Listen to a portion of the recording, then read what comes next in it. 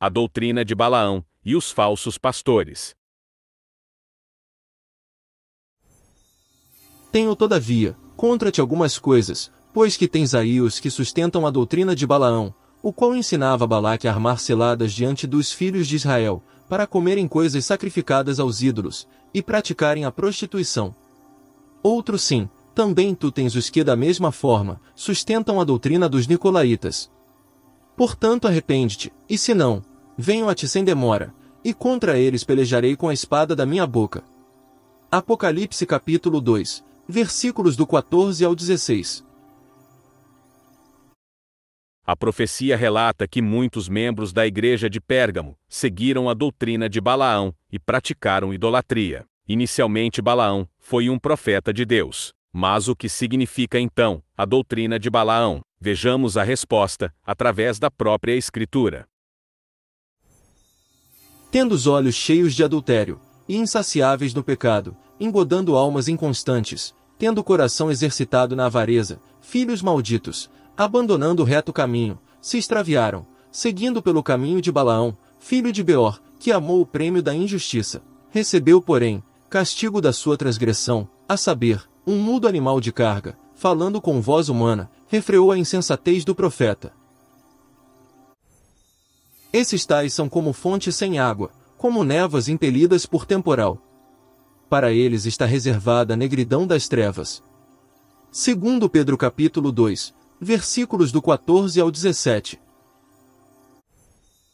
Ai deles, porque prosseguiram pelo caminho de Caim, e movidos de ganância, se precipitaram no erro de Balaão, e pereceram na revolta de Corá. Judas capítulo 1, versículo 11.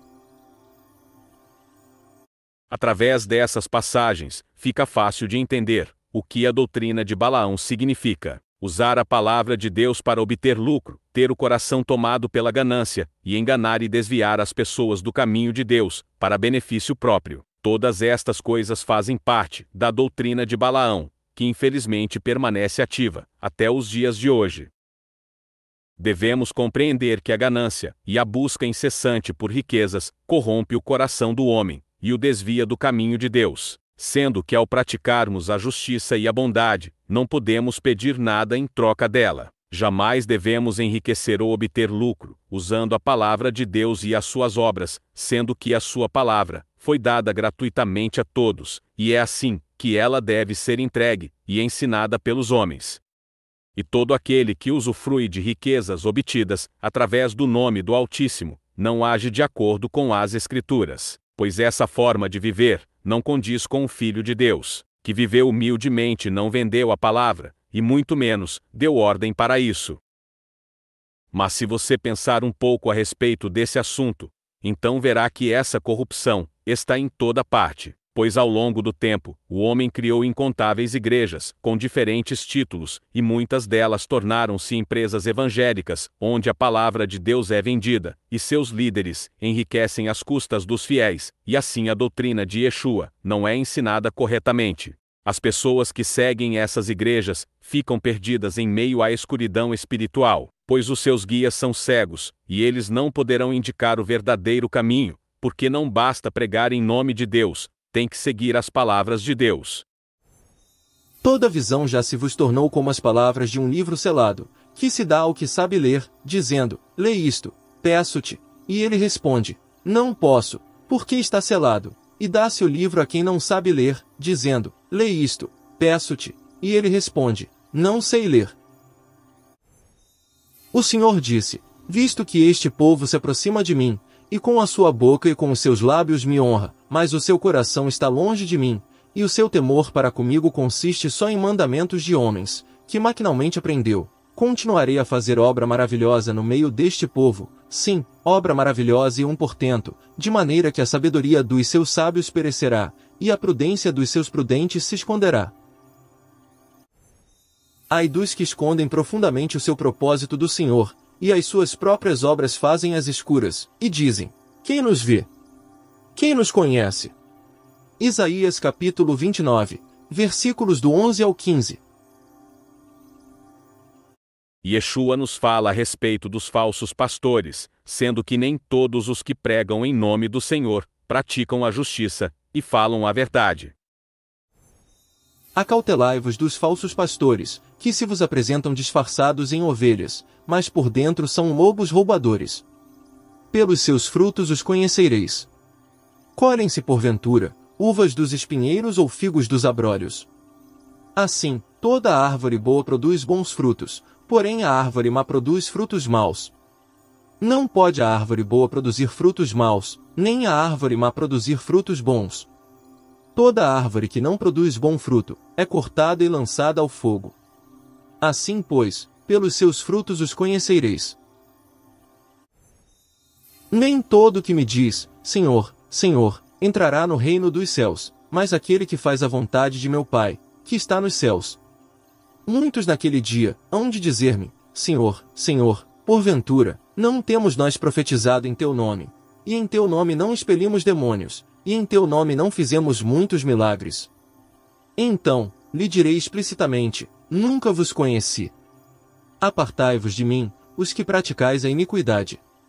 Mateus capítulo 7, versículos do 15 ao 23. Hipócritas! Bem profetizou Isaías a vosso respeito, dizendo, este povo honra-me com os lábios, mas o seu coração está longe de mim. E em vão me adoram, ensinando doutrinas que são preceitos de homens.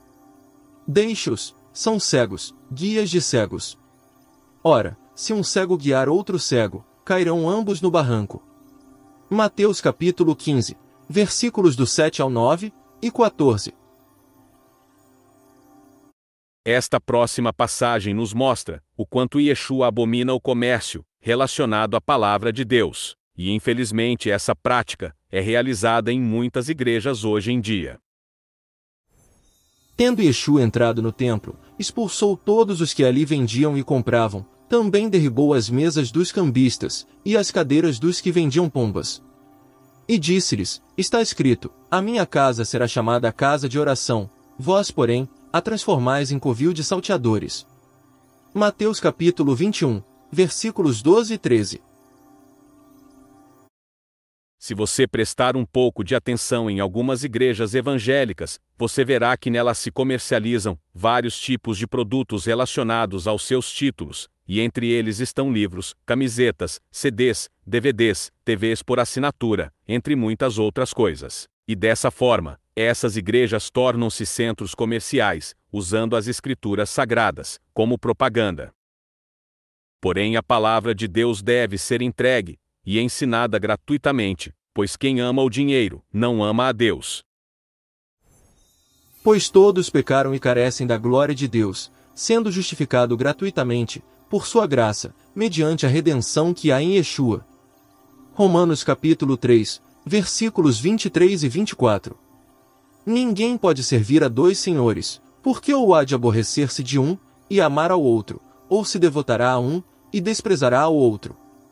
Não podeis servir a Deus e às riquezas. Mateus capítulo 6, versículo 24.